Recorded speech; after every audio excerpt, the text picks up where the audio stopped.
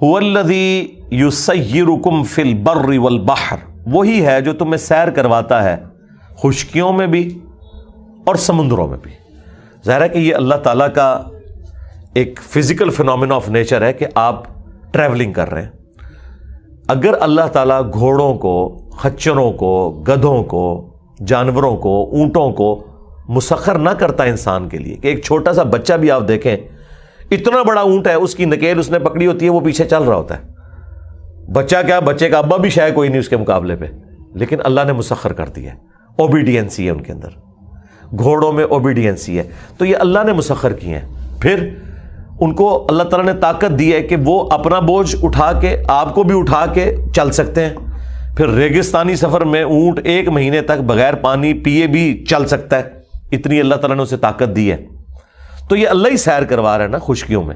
اسی طریقے سے اگر فورس آف بوئنسی، قوت اچھال جو پانی کے اندر موجود ہے وہ نہ ہو تو بحری جہاز تو نہیں چل سکتے۔ بحری جہاز کیوں تیر رہے ہیں سمندر کے اوپر؟ کہ سمندر کے پانی نے اس وزن کو اٹھایا ہوا ہے، اور لاکھوں ٹن وزن کے، ہزاروں نہیں سرکار، لاکھوں ٹن وزن کے بھی بحری جہاز موجود ہیں۔ ایک سوئی تو ڈوب جاتی ہے، بحری جہاز نہیں ڈوبتا۔ ظاہر ہے کہ اس کو ڈیزائن کیا جاتا ہے اس اعتبار سے کہ اس کا سرفیس ایریا اتنا ہو کہ پانی جو ہے وہ اس کو اٹھا سکے۔ اگر وہ سرفیس ایریا کم کر دیں گے تو وہ بھی ڈوب جائے گا۔ تو یہ اللہ تعالیٰ ہی سیر کروا رہا ہے، اور یہی قوت اچھال اللہ تعالیٰ نے ہوا میں بھی رکھی ہے، جس کی وجہ سے آپ کے ہوائی جہاز اڑتے ہیں۔ اگر وہ ختم ہو جائے تو ہوائی جہاز دھڑم سے نیچے گر پڑے۔ اور ایئر پاکٹس آتی ہیں، چائنا ٹریولنگ کے دوران بھی 1-2 دفعہ ایسی ایئر پاکٹس آئیں، یہ مجھے خود تجربہ ہوا ہے اس حوالے سے۔ وہ جہاز جو ہے وہ سینکڑوں فٹ ایک دم نیچے آ جاتا ہے۔ ایئر پاکٹس کے اندر اتنے ایریے میں ایئر کی ڈینسٹی بہت کم ہو جاتی ہے، تو پر تو اٹھائیں گے نا جب ایئر کی ڈینسٹی ہوگی، جہاں بالکل ایئر ہلکی ہو جائے تو پھر تو نیچے ہی آنا ہے چیز نے۔ اس لیے وہ پہلے ہی اعلان کر دیتے کہ آپ سیٹ بیلٹ باندھ لیں، ورنہ اب جہاز اس طرح جا رہا ہے، اچانک ایئر ایسے ایریے میں گزرا ہے کہ جہاں ایئر ہی نیچے کو نہیں ہے، تو آپ سمجھ لیں آپ نے ٹائر ہی نکالنی ہے۔ زمین پہ چلنے والی گاڑی کے ٹائر ہی نکالیں تو دھڑام سے نیچے ہی گرے گی نا، اور وہ تو بلندی سے نیچے، تو جہاز اچانک ایک دم، وہاں آپ کو وہ ریڈنگ میں بھی نظر آتا ہے، ایک دم نیچے آتا ہے جہاز۔ اور اگر وہ زیادہ دیر ایسا ہو پھر کانپنا بھی شروع کر دیتا ہے، اور بعض کا اتنی شدت سے کانپتا ہے کہ لگتا ہے کہ ابھی اس کے پر بھی ٹوٹ جائیں گے۔ اور خدا نہ خواستہ آپ اگر میری طرح نیشنل جغرافک پہ ایئر کریش انویسٹیگیشن دیکھتے ہیں تو آپ کو سارے پروگرام نظر آنا شروع ہو جاتے ہیں کہ یار اے تے گیا ہوں کام۔ تو یہ اللہ تعالیٰ اڑا رہا ہے۔ اگر physical phenomena of nature support نہ کریں تو آپ نہ زمین کے اوپر ٹریولنگ کر سکتے ہیں، ایون گریوٹی ختم ہو جائے آپ زمین پہ چل نہیں سکتے، یا گریوٹی کی جو فورس ہے اس میں تبدیلی آ جائے تو آپ سموتھلی نہیں چل سکتے۔ زمین اور آپ کی گاڑی یا آپ کے پاؤں کے درمیان جو فرکشن ہے وہ نہ ہو تو گاڑی نہیں چل سکتی۔ یہ آپ دیکھتے ہیں جہاں پہ سنو فال ہوئی ہوتی ہے، جیسے پوڈری اور نشئی لوگ ایک دوسرے سے آگے ٹکراتے ہیں نا، دیکھیں گاڑیاں کیسے ٹکرا رہی ہوتی ہیں ایک ادھر جا کے، وہ ہلکی سی سپیڈ پہ بھی، کیوں؟ وہاں وہ برف کے اوپر چل رہی ہے نا، برف اور ٹائر کے درمیان فرکشن بہت کم ہو جاتی ہے، تو وہ کنٹرول ہی نہیں رہتا گاڑی کے اوپر۔ وہ گاڑی نے ڈیسائیڈ کرنا ہے کہ اس نے اب اس طرف مڑنا ہے یا ادھر۔ آپ بے شک اس کا سٹیئرنگ سامنے بھی رکھے، وہ کسی طرف بھی جھوم جائے گی۔ اس لیے پھر وہ برف والے ایریے میں اس کے اوپر زنجیر لپیٹی جاتی ہے تاکہ زیادہ ریزسٹنس آئے اس کے اور برف کے درمیان، وہ چل سکے۔ تو یہ اللہ تعالیٰ ہے سیر کروا رہا ہے۔ یہ نہ سمجھیے گا کہ جہاز جو ہے وہ اڑ رہا ہے انجن کی وجہ سے، یا بحری جہاز جو ہے وہ انجن کی وجہ سے چل رہے ہیں، یا گاڑیاں انجن کی وجہ سے چل رہی ہیں، نہیں۔ جب تک فزیکل فینومینا آف نیچر ساتھ سپورٹ نہ کرے، سائنس کی ایک انوینشن بھی پاسبل نہیں۔ مجھے بتائیں، پیٹرول کو آگ لگانے سے پیٹرول کی انرجی نہ نکلے، یا کبھی نکل آئے کبھی نہ نکلے، تو کیا دنیا کی کوئی گاڑی پیٹرول پہ چل سکتی ہے؟ یعنی اگر پیٹرول یہ ڈیسائیڈ کرے کہ ہاں آج میں نے اس میں سے آگ نکالنی ہے اور آج نہیں نکالنی، تو آپ پلان کر کے بیٹھے رہیں؟ وہ ہر دفعہ آگ نکالے گا، اتنا اوبیڈینٹ ہے پیٹرول، تو ہر دفعہ آپ انجن اپنا سٹارٹ کر سکتے ہیں۔ ورنہ اگر یہ وہ ڈیسائیڈ کرے کہ اس دفعہ میں نے آگ دینی ہے، اس دفعہ نہیں دینی، تو آپ دنیا کا کوئی کام نہیں کر سکتے، کوئی انوینشن بھی نہیں ہونی تھی۔ انوینشن کی بنیاد ہی اس بیس کے اوپر ہے کہ آپ بار بار اپنے معاملات کو ریپیٹ کریں گے، وہ اسی طریقے سے چلیں گے۔ آج تک آپ نے سنا ہے کہ ایک کسائی نے چھری تیز کی ہوئی ہو اور وہ جانور کی گردن پہ رکھے اور چھری آگے سے چلنے سے انکار کر دے؟ نہیں، یہ تو ہو سکتا ہے وہ اتنی تیز نہ ہو اور چلنے میں مشکل کرے، لیکن جب تیز ہو یہ ہو ہی نہیں سکتا نہ چلے، ورنہ تو یہ سائنس پاسبل ہی نہیں ہے نا، وہ ہر دفعہ چلے گی۔ اس طرح جو ٹوکا رکھا ہوا ہے، علماء والا ٹوکا نہیں، یہ جو کسائیوں والا ٹوکا، وہ انہوں نے تیز کیا ہوتا ہے، وہ جتنی دفعہ مارتے ہیں گوشت کے اوپر گوشت دو ٹکڑے ہوتا ہے، کبھی ایسا نہیں ہوتا کہ وہ ٹوکا مارے اور وہ اسے دو ٹکڑے نہ کرے یا اس کو وہ اس طریقے سے کاٹے نہ، ورنہ تو ٹوکا بنانا ہی نہیں تھا سائنٹسٹ نے۔ یا ہر ٹوکے کے اوپر لکھا ہوتا ہے کہ 1000 دفعہ چلائیں گے تو انشاءاللہ ایک دفعہ کٹنے کی امید ہے، کیونکہ وہ تو ٹوکے نے ڈیسائیڈ کرنا تھا۔ سائنس اس لیے پاسبل ہے کہ آپ ایک تجربے کو بار بار ریپیٹ کریں گے، بار بار وہی رزلٹ نکلے گا، کبھی بھی وہ نافرمانی نہیں کرے گا سسٹم۔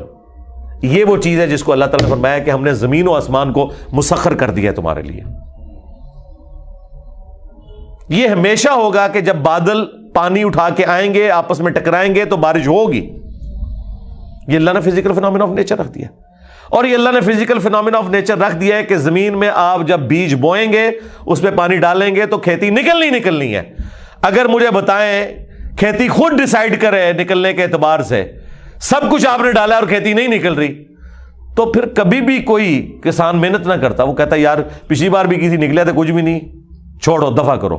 دنیا کا نظام چل ہی نہیں سکتا، اس لیے اللہ تعالیٰ اسے اپنی طرف منسوب کرتا ہے کہ ہم ہیں جو تمہیں خشکیوں میں، سمندروں میں، اور اب ایڈ کر لیں ہواؤں میں بھی لے کے پھرتے ہیں۔ حتی اذا کنتم فی الفلک، یہاں تک کہ جب تم سوار ہوتے ہو کشتی کے اندر، وجرین بہم، اور وہ چلنے لگتی ہے اپنے مسافروں کو لے کر، بریح طیبات، ہوا کو اپنے موافق پاتے ہوئے، یعنی اگلے زمانوں میں آپ کو پتا ہے انجن تو نہیں تھے، تو بادبان والے بڑے بڑے جہاز ہوتے تھے جن کے اوپر ایسے بادبان لگے ہوتے تھے کہ جو ہوا کو روکتے تھے اور اس کو ایڈجسٹ کر کے ہوا کے زور کے اوپر وہ کشتیاں چلتی تھیں۔ وہ آج بھی کبھی کبھار آپ کو اولمپکس میں مقابلے دکھاتے ہیں، وہ سمندر میں چونکہ ہوائیں، اچھا یہ دیکھیں اللہ نے ہوائیں سمندر میں رکھی ہوئی ہیں، سمندر میں اگر ہوا نہ چلے بس جو گیا پھر وہ گیا، کیونکہ خشکی تو بہت کم ہے، آلموسٹ 2/3 تو سمندر ہے، پھر آپ کنارے پہ لگ بیٹھے، یہ ہو گئی نہیں کہ سمندر میں ہوائیں نہ چلیں، ورنہ تو یہ نظام ہی پاسبل نہ ہوتا اس زمانے میں جبکہ انجن نہیں تھے۔ آج کل تو آپ چلے کہہ سکتے ہیں انجن آ گئے۔ وَفَرِحُوا بِهَا، اور مسافر بڑے مسرور ہوتے ہیں، خوش ہوتے ہیں کہ ٹھیک ہے اب ہم سفر کر رہے ہیں، بڑی آسانی سے حالات موافق ہے۔ جَاءَتْهَا رِيحٌ عَاصِفٌ، کہ اچانک تیز ہوا چل پڑتی ہے۔ یہ ہوا بھی اس وقت تک کمفرٹیبل ہے جب تک کہ اس رفتار پہ رہے، اگر زیادہ ہوگی تو چیخیں چھڑا دے گی۔ ایون آپ یہ ونڈ ملز دیکھتے ہیں جو بجلی بنانے کے لیے یوز ہوتی ہیں، ونڈ ملز، ہوا سے جو وہ گھومتی ہیں اور بجلی بنائی جاتی ہے، جب ہوا بہت زیادہ تیز ہو جائے نا تو ان کے پر بھی ٹوٹ جاتے ہیں، ایک خاص حد تک ہی اس کو مینج کیا جا سکتا ہے۔ دیکھیں اللہ تعالیٰ کی بنائی ہوئی نعمت بھی زحمت بن جاتی ہے اگر اللہ تعالیٰ اسے ایک خاص رفتار سے زیادہ کرتے۔ اس کا مطلب ہے ایک خاص رفتار سے کم ہو تب بھی نعمت نہیں، خاص رفتار سے زیادہ ہو تب بھی نعمت نہیں ہے۔ کتنا انسان مجبور ہے۔ ہماری اس ایٹماسفیئر کے اندر آکسیجن نائٹروجن کی جو ریشو پروپورشن ہے، یہ اگر کم زیادہ ہو جائے تو ہم سانس بھی نہیں لے سکتے، زیادہ ہو تب بھی نہیں لے سکتے، کم ہو تب بھی نہیں لے سکتے۔ انسان کتنا مجبور ہے۔